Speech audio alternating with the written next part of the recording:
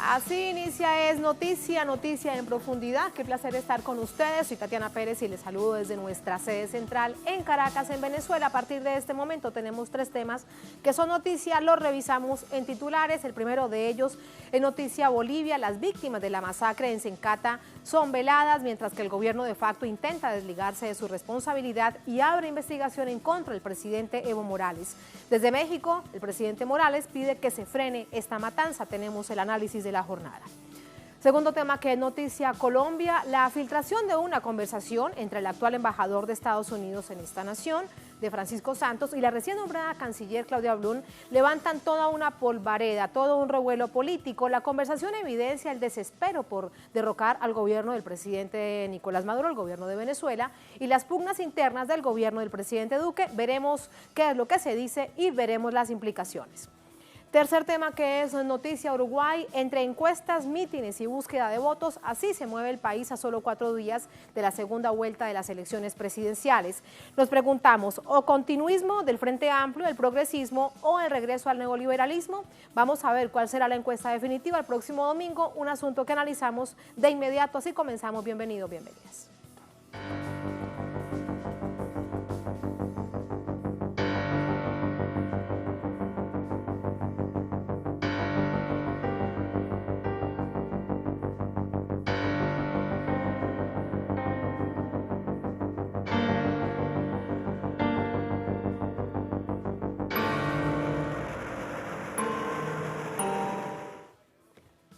En noticia Bolivia, no cesan las movilizaciones contra el gobierno de facto, ahora con razones más dolorosas. El asesinato de 9 personas la víspera en Sencata, esto es en el Alto, y las más de 30 víctimas en menos de un mes, producto de la brutal represión de las Fuerzas Armadas del gobierno de facto, que evaden su responsabilidad. Tenemos detalles a continuación. Los bolivianos lloran a sus hermanos. Este miércoles fueron los actos fúnebres de las víctimas de la represión ejercida por policías y militares contra las manifestaciones en la planta de hidrocarburos en el sector de Sencata, Ciudad del Alto.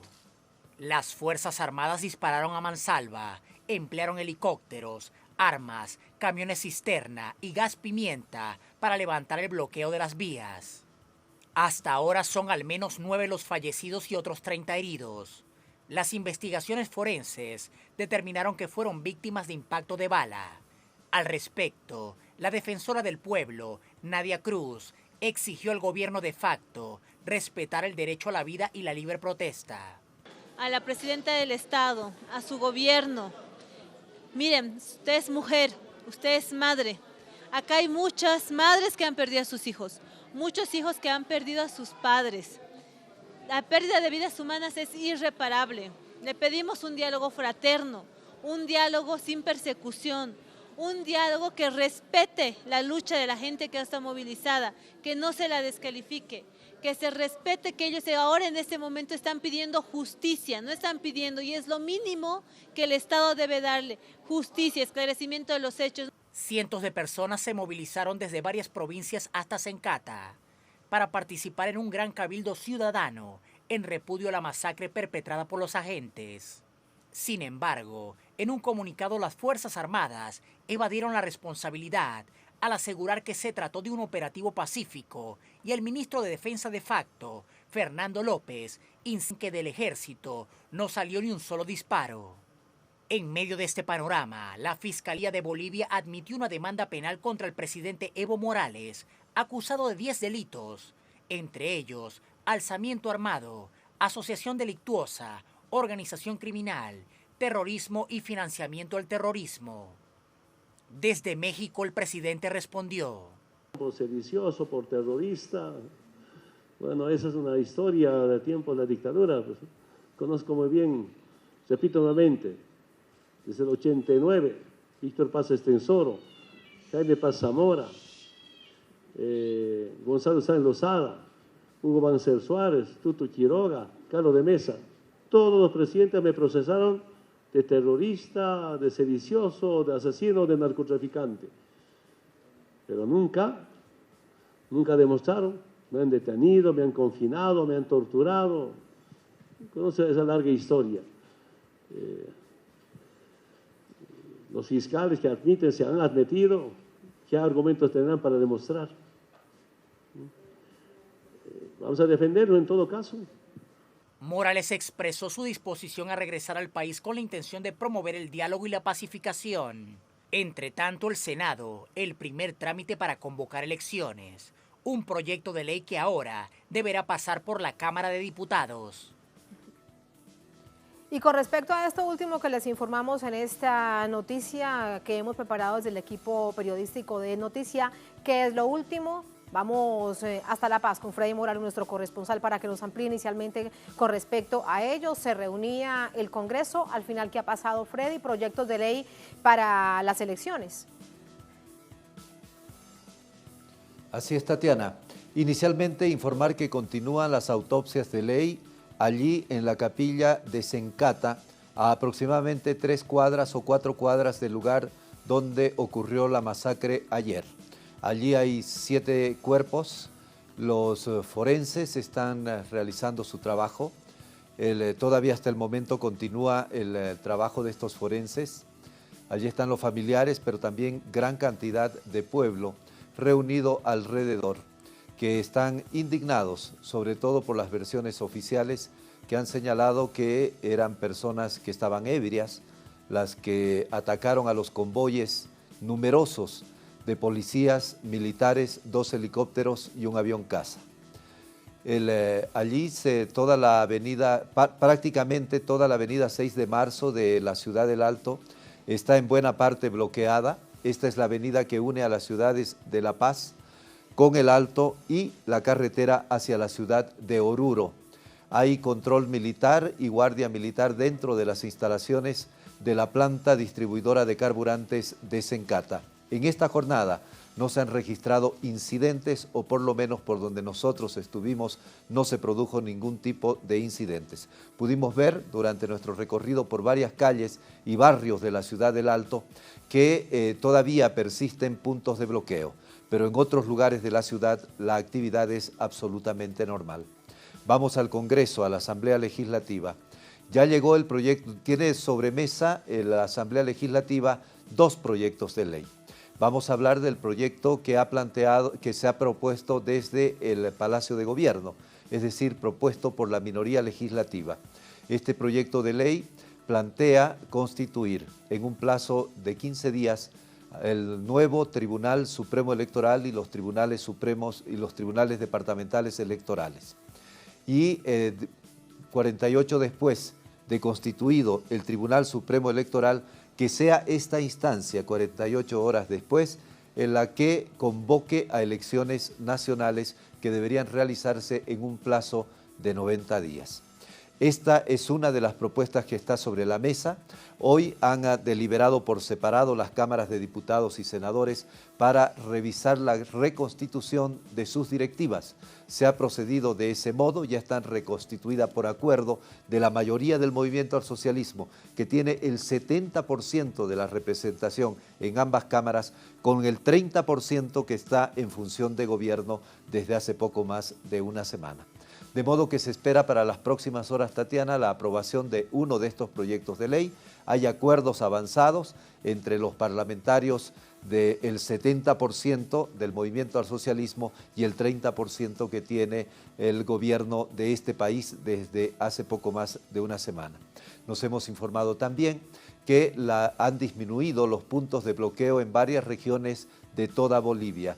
Y también nos hemos informado de que esta tarde llegó hasta la ciudad de La Paz una movilización de campesinos del departamento de Potosí para protestar por los hechos de violencia, exigir la renuncia de la senadora Yanine Áñez, que desde hace poco más de una semana detenta el gobierno de Bolivia.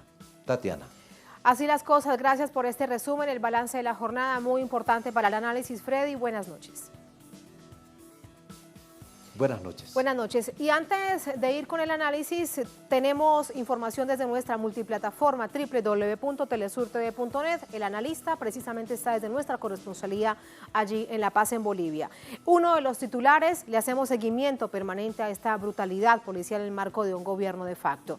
Aumenta a 9 cifra de muertos por represión en Sencata, allí en esta nación andina. La defensora del pueblo de Bolivia, Nadia Cruz, informaba que al menos son 9 personas las que ya han fallecido, esta es una información oficial, tras esta represión policial y militar contra manifestantes bolivianos en los alrededores de la planta de yacimientos petrolíferos fiscales bolivianos en YPFB, ubicada justo en Sencata, en la ciudad de El Alto. La ciudad del Alto, a unos 20 kilómetros de la ciudad de La Paz. La defensora del pueblo, Cruz, indicó que 2 nuevos cuerpos ingresaron este miércoles a la morgue de La Paz con impactos de bala, según el informe forense. Dice ella, tendríamos 9 cuerpos en la parroquia. Todavía denuncias de número mayor de muertos que estamos esperando que la gente los traiga para que se proceda a hacer las autopsias. También parte de esto que nos estaba contando nuestro corresponsal Freddy Morales. Asimismo, la defensora explicó que hay denuncias de personas desaparecidas. Dice ella, estamos convocando a través de los dirigentes y de los representantes a que vengan las familias. Vamos a atender todas las denuncias como Defensoría del Pueblo, no nos vamos a mover de aquí, vamos a hacer las búsquedas respectivas. Es otra denuncia que hemos visto en los últimos días. Dice ella con respecto a los heridos, son más de 30 los que hemos logrado evidenciar hasta la víspera en hospitales. Pero en el transcurso de la noche han seguido evacuando. Sabemos que el Centro de Salud Panamericana 2 ya había rebasado su capacidad y no existía gasolina para ambulancias. Esto dificulta tener un número de heridos de manera detallada. No obstante, hemos visto también como nuestro corresponsal informaba que hasta el miércoles ya son los 40 heridos por acciones de esta represión en Sencata, donde la distribuidora de carburante se encuentra cerrada y tomada por los manifestantes pese a la fuerte presencia de carácter policial y militar. De hecho, aquí recordemos un punto, y es que muy pocas horas después de haberse instalado este gobierno de facto, después de haberse tratado de naturalizar, se anunciaba por parte de las propias fuerzas militares que los operativos conjuntos sería a partir de ahora entre el ejército y la policía. Todo un asunto que vamos a analizar con Juan Carlos Pinto, él es analista político, analista internacional, nos acompaña desde La Paz, como ya les decíamos, desde nuestra corresponsalía. Juan Carlos, buenas noches, ¿cómo le va? Tatiana, muy buenas noches. Saludo desde Bolivia. Juan Carlos, ¿en manos de quién está el pueblo boliviano? Particularmente los indígenas, los campesinos, los movimientos sociales. ¿A quién realmente pueden acudir cuando vemos tal nivel de agresividad y de ataque cuando han tomado la decisión, como ellos mismos lo han dicho, de tantas maneras de defender su país? Mira, Tatiana, existe en este momento una suerte de dualidad de poderes.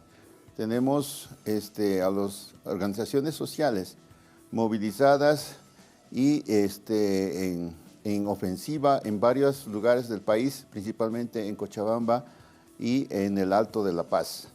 Sectores movilizados que de alguna manera también están siendo reforzados por otros y en conjunto por el bloqueo de caminos a nivel nacional. Por otra parte, tenemos el gobierno que se ha instituido y que está buscando, digamos, desplegar su poder a través principalmente de la represión y de la institucionalidad propia del nombramiento de ministros, del nombramiento de autoridades y empezar a generar una gestión que aparente un gobierno en funcionamiento y la normalidad. Sin embargo, estas dos dimensiones son las que chocan y que están generando un conflicto fundamental en el país porque esta minoría que ha asumido el gobierno en Bolivia ha digamos, calculado mal o leído mal la realidad boliviana. No se trata solamente de ver que esta mayoría movilizada sean partidarios del MAS o del presidente Evo. Se trata de ver de que una gran mayoría de estas organizaciones sociales están defendiendo algo que durante 14 años se ha logrado. Durante 14 años se han dignificado, se han empoderado y se han visibilizado como parte de una sociedad en su conjunto. En esa perspectiva es que tenemos a ese pueblo movilizado. Y esta minoría lo único que ha hecho es reprimirla y tratarlos como delincuentes o como hordas delincuenciales que estuvieran haciendo esto y generar un proceso más bien de persecución. Creo que hay una lectura equivocada si es que se habla de un proceso de paz que nos permita inicialmente generar las condiciones para el proceso electoral que todos estamos esperando en el plazo de 3 meses. Pero para eso hay que generar las condiciones mínimas.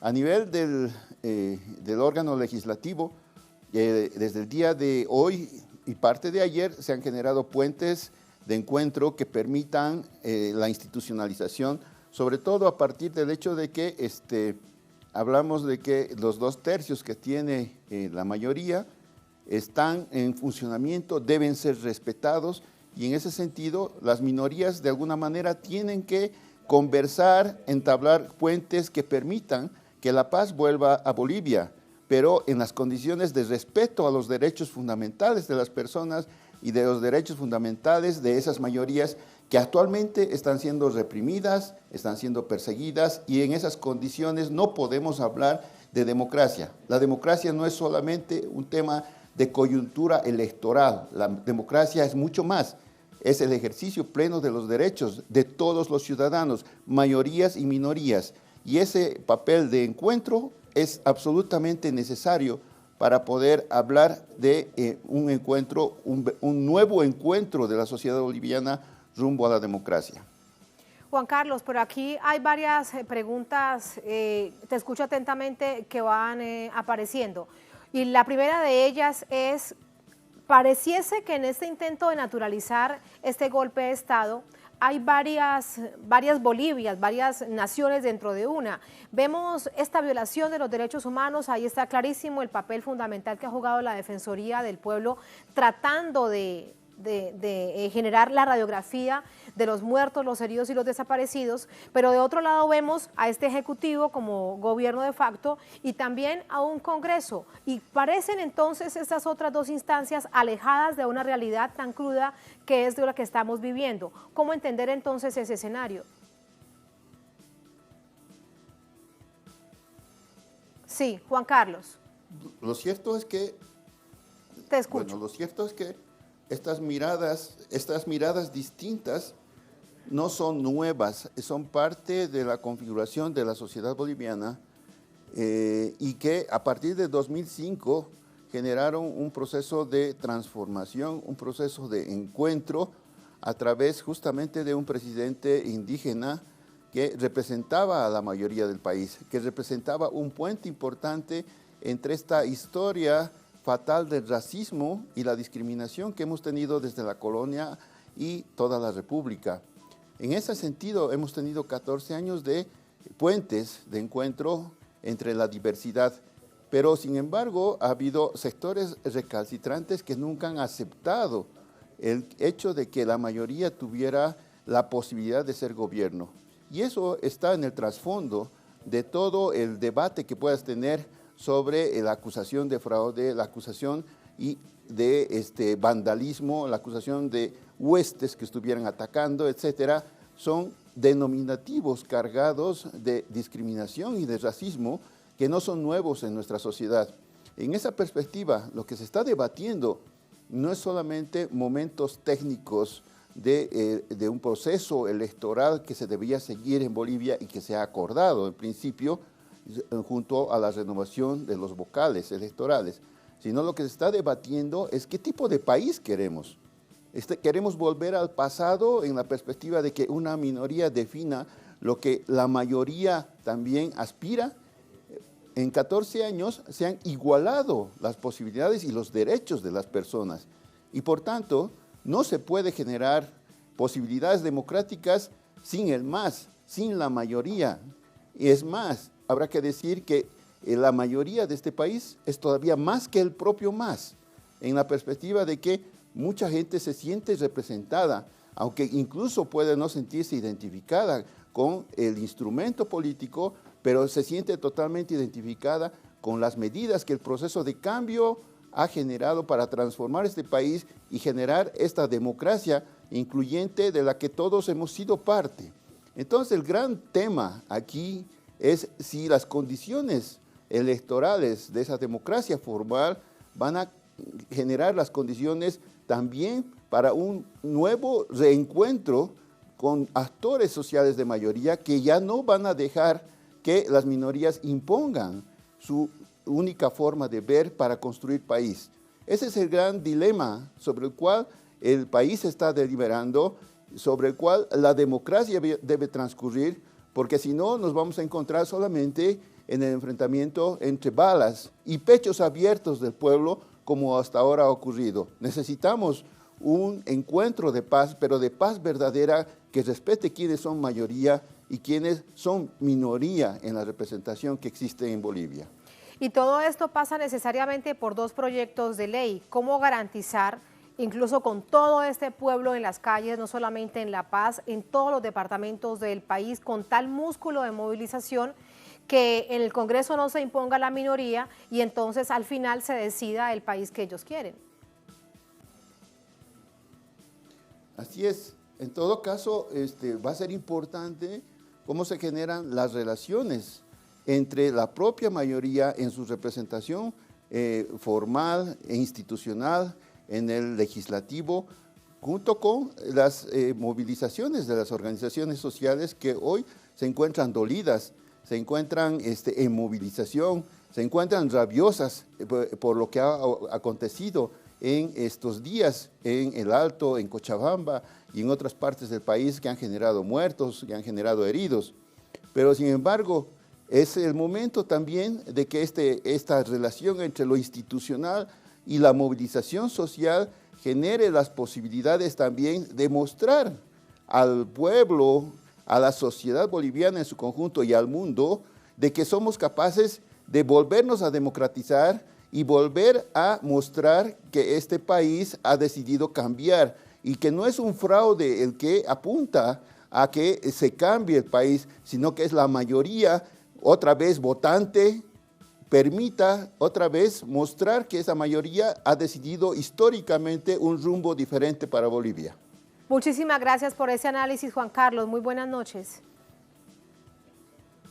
Muchas gracias. Hasta luego. Gracias, hasta luego. Así nos vamos a la primera pausa en esta emisión de S Noticia. Al volver vamos a irnos hasta Colombia, es Noticia Colombia, la filtración de una conversación entre el actual embajador de Estados Unidos, ahí lo ven ustedes, Francisco Santos, y con quien ven ustedes también en pantalla, la recién nombrada canciller de Colombia, Claudia Blum, levantan toda una polvareda política. La conversación evidencia el desespero del gobierno de Colombia por no lograr derrocar el gobierno del presidente Maduro de Venezuela, y además evidencia las pugnas internas del propio gobierno de Iván Duque.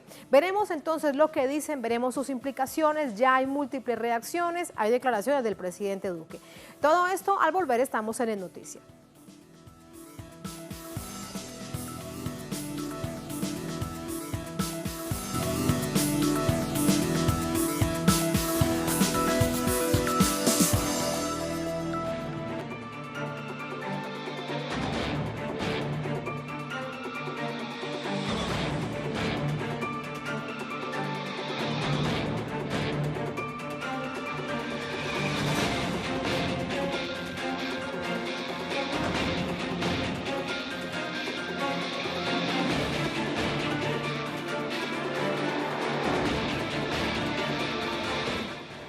En Noticia Colombia, este miércoles fue revelada una conversación entre el embajador de esta nación en Estados Unidos, Francisco Santos, y la recién nombrada canciller de Colombia, Claudia Blum, en donde se evidencian los hilos entre Bogotá y Washington para derrocar al gobierno de Venezuela. A nivel interno se revelan las pugnas que hay en el gobierno de Iván Duque. Tenemos detalles a continuación.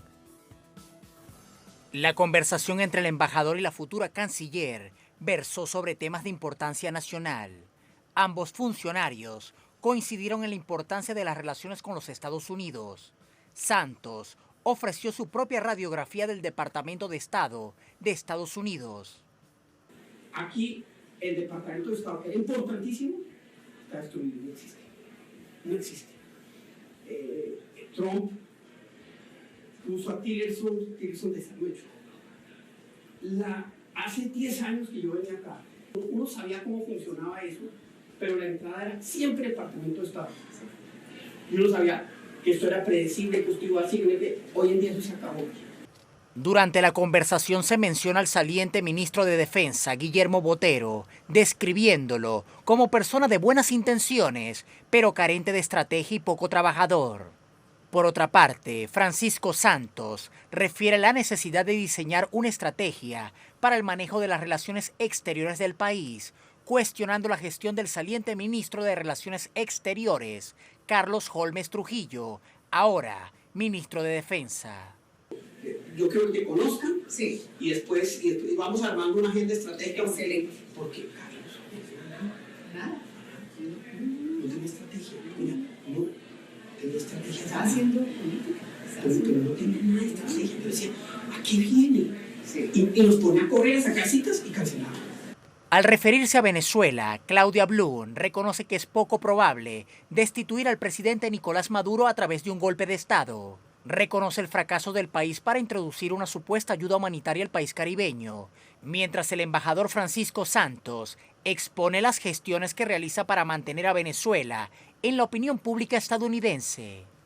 Las reacciones llegaron pronto. El canciller venezolano Jorge Arriaza escribió en un primer tuit: no tiene caso creer que la práctica diplomática colombiana pueda recomponerse. Se filtran conversaciones en las que la nueva canciller se desespera porque no hubo golpe en Venezuela. Guaidó no sirve, Trump no interviene, la CIA no actúa, el TIAR no sirve. Más tarde, en un segundo tuit, Arriaza expresó: desde Colombia llevan años afirmando que el chavismo desestabiliza la región, mientras, en la conversación filtrada entre la nueva canciller y su embajador en Estados Unidos, confiesan cómo y con quiénes conspiran para desestabilizar Venezuela. Tras la polémica filtración, el presidente Iván Duque pidió al embajador presentarse en Bogotá, mientras que medios locales colombianos aseguran que el Departamento de Estado de los Estados Unidos está muy molesto por los dichos de Santos. Santos alega que debía rendir un informe a la canciller y que esa es la realidad de las relaciones diplomáticas con el país del norte.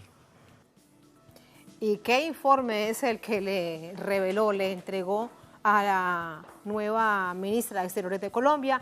Es un asunto que vamos a analizar en un contexto que de una vez les dejo planteados. Dentro de unas horas hay un gran paro nacional en Colombia que ha intentado ser bloqueado por distintas vías por el gobierno del presidente Duque. Para ello nos acompaña David Flores, analista político, integrante del partido FARC, nos acompaña desde nuestra corresponsalía en Bogotá. David, ¿cómo estás? Buenas noches. Muy buenas noches para ti y para todas las personas que nos ven en América Latina en este momento. Muchas gracias. Primero, conocer tu visión, tu opinión acerca de estas revelaciones, de esa filtración de los audios. Lo que ha dicho el embajador de Colombia en Estados Unidos es que lo que hay que revisar es quién las filtró. La pregunta que se hacen muchos otros es la gravedad de lo que se dijo.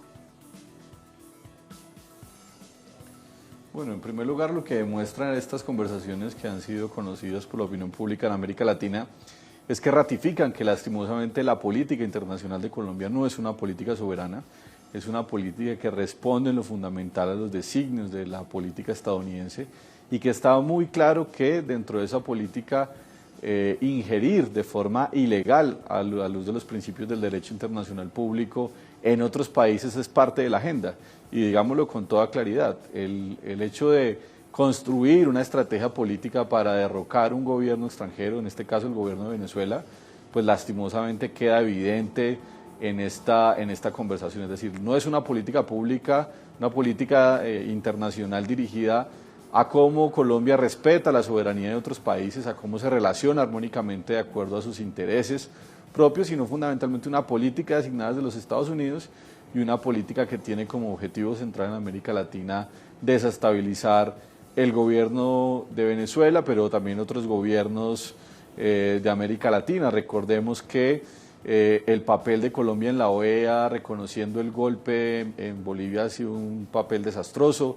Colombia viene de abstenerse en la votación contra el bloqueo en la Asamblea de las Naciones Unidas. Entonces es una política claramente sumisa, contraria a los intereses de Colombia, sino respondiendo única y exclusivamente a los intereses de los Estados Unidos. Y en segundo lugar, ya en términos de la política local, diríamos que esto demuestra más que este es un gobierno torpe, que este es un gobierno inepto, que es un gobierno con grandes problemas de gobernabilidad, que acaba de perder un ministro a puertas de una moción de censura y que demuestra que hay grandes rupturas al interior del partido de gobierno y que afortunadamente esto significa que buena parte de su política, tanto exterior como interior, pues viene sufriendo graves reveses, y una muestra de eso pues es esta conversación que se filtra, las consecuencias políticas que va a tener, pero como tú misma lo anunciabas, pues también la enorme movilización y el paro nacional que se realizará el día de mañana. Exactamente, y te pregunto además si en la política hay algo de coincidencia, si esto resulta ser una coincidencia o fue realmente intencional que ese audio se filtrara horas antes de esta movilización. Como le recordaba a nuestra audiencia, es un paro nacional, no es la primera vez que se realiza con tal anuncio un gran paro nacional. Lo que sí llama la atención es el nivel de intimidación y de estigmatización del gobierno con respecto a esta movilización. No podría decirte si es una jugada calculada. Lo que sí podría decir es que, producto de los errores garrafales que tiene este gobierno, en Colombia acaba de salir una encuesta donde el presidente tiene una desaprobación alrededor del 80%, la más alta que ha podido tener un presidente en los últimos años. Esto ha hecho que sectores muy de extrema derecha de su partido empiecen a atacarlo abiertamente y soterradamente. En ese sentido, uno podría decir que no sería extraño que haya sido una filtración de su propio partido para presionar más al gobierno y para, digamos, que haya una posición de ciertos sectores más de extrema derecha con unas posiciones más claras dentro del gobierno.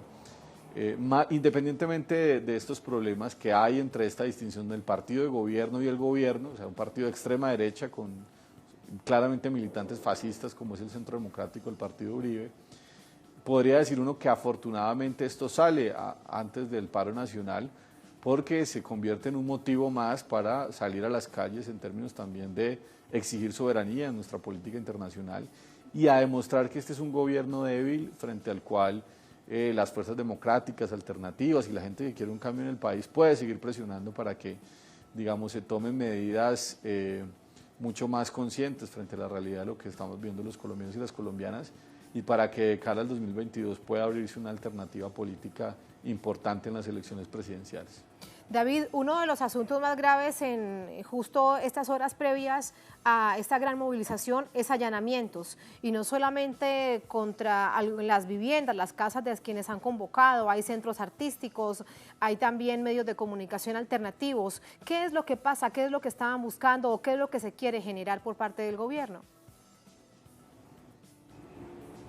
Claramente que esta es una estrategia de intimidación, de temor, de aterror.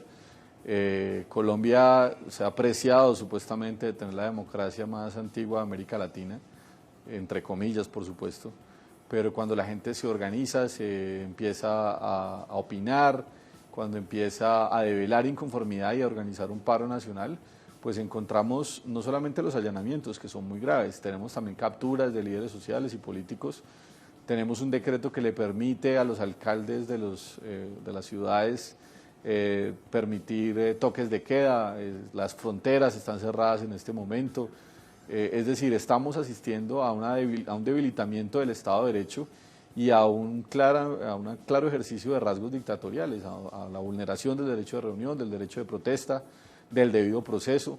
Acaba el fiscal general de la Nación salir a decir que muchos de estos allanamientos fueron ilegales y que al parecer algunos inclusive en contra de la propia Fiscalía, es decir, aquí hay fuerzas que están operando por fuera de la legalidad, inclusive fuerzas estatales que están haciendo esto. Entonces, digamos que Colombia ratifica que es un Estado claramente antidemocrático, el Centro Democrático como partido de gobierno demuestra claramente que es un partido que no le importa la democracia, que no le importa el Estado de Derecho, que no le importa la Constitución colombiana y que no tiene ningún recato para recurrir a medidas claramente dictatoriales, como tú lo dices. Aquí se han allanado sedes de medios alternativos, pero se le ha pedido a páginas de universidades, y no necesariamente públicas, sino privadas, como la Universidad de los Andes, que moderen sus contenidos, inclusive que quiten elementos alusivos al paro de sus páginas.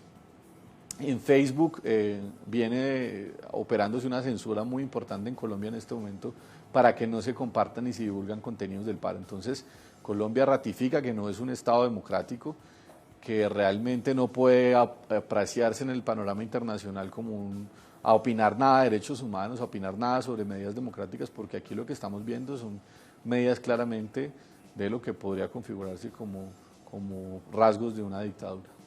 Muy grave esto que nos dices, todo, pero en particular te digo lo que nos acabas de decir de la Fiscalía, ¿no? Lo que ha anunciado la Fiscalía con respecto a la ilegalidad de algunos de los allanamientos. La pregunta es, volveremos a las épocas oscuras del DAS, aunque ya no existe, tiene otro nombre, pero permanece una figura similar. Ante esta gravedad hay algo más que me queda por preguntarte y es, el gobierno ha anticipado violencia, saqueos, de hecho de eso tiene una gran cantidad de reacciones. ¿Qué hacer para precisamente no dejarse provocar y que la jornada de mañana sea ejemplar y que no haya nadie que intente dejarse provocar? No, en primer lugar decir que esto ratifica que hay un intento de provocación de parte del Estado y que son ellos los que van a buscar que la marcha, digamos, el debate público se gire en torno no a la forma de no a la marcha en sí misma y sus razones, sino a la forma. Así que pues el primer responsable de esto será el gobierno, porque finalmente lo que está haciendo es tratar una protesta ciudadana como un hecho de guerra. Aquí lo que debe quedarle muy claro a América Latina es que se han militarizado las calles de las principales ciudades, se han tomado medidas de guerra para una protesta social. Entonces, ahí hay una responsabilidad enorme del ejército. En segundo lugar, creo que es muy importante que todos y todas los que apoyamos el paro entendamos que este paro ya viene siendo un éxito. El gobierno ya se ha visto obligado a decir que no va al paquetazo, por lo menos el aspecto de la reforma pensional, la reforma laboral. Se ha ganado en términos de la discusión política, que es importante y que es necesario la protesta social en Colombia, lo cual en un estado como el nuestro es una ganancia enorme. Y pues el hecho de que haya una ampliación de la protesta, tantos actores sociales juntos y tanta espontaneidad que seguramente va a haber el día del mañana es una enorme ganancia para Colombia. Y que en ese sentido todos y todas los que queremos un cambio en Colombia debemos cuidar mucho lo que pase el día de mañana, debemos lograr que sea un gran éxito lo de mañana, hay que salir masivamente, creativamente, con todas las posibilidades de ejercer, digamos, la democracia, la opinión política, pero que esperamos que lo de mañana sea un punto más en un proceso de democratización, de despertar que viene desarrollando la sociedad colombiana, sobre todo después del proceso de paz, y que entre todos y todas tenemos que cuidar como un éxito político lo que suceda el día de mañana. Que así sea. Gracias, David, por ese análisis. Muy buenas noches. Buenas noches para ti y para todas las personas en América Latina. Muchísimas gracias. Así nos vamos a la segunda, última pausa en esta emisión de Es Noticia. Al volver vamos a una nación del sur del continente, Es Noticia Uruguay. Entre encuestas, mítines y búsqueda de votos, así se mueve el país a solo 4 días de la segunda vuelta de las elecciones presidenciales. Nos preguntamos, ¿continuismo del progresismo o el regreso al neoliberalismo? El domingo los uruguayos lo decidirán. Información, análisis al volver en Es Noticia.